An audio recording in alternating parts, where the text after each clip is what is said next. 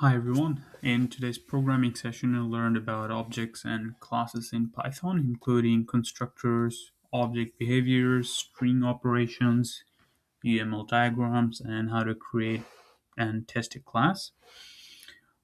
First, I learned about constructors and object creations. A constructor, which is written as in Python, is automatically called when we create an object. In the first task, the class A required a value for I, but the program created the object using a colons, which without providing the value. Because of this, the Python produced an error.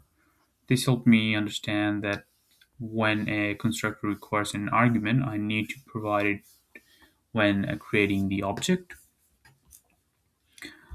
I also learned about objects and parameter passing. In the count example, the object's count value increased to 100, but the variable time remained 0. The function changed c.count, which modified the objective itself. However, changing the integer times inside the function did not change the original value in main. Another part of the session was um,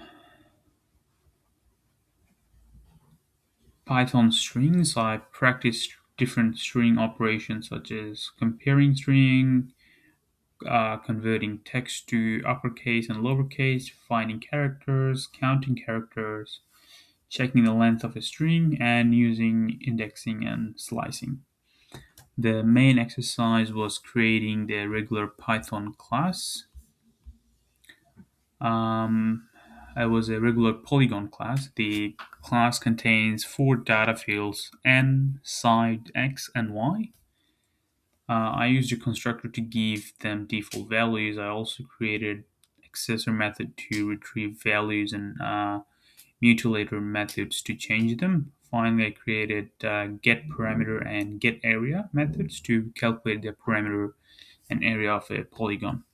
I also created the UML diagram to to visually understand the structure of the class by showing its attributes, constructors, accessors, and mutilator methods, and the calculation methods too. So these concepts can be useful in real-world programming because classes allows us to represent real things as objects. For example, in a shopping application, we could create a product class containing information such as product name, price, quantity. We could then create many different product objects from the same class.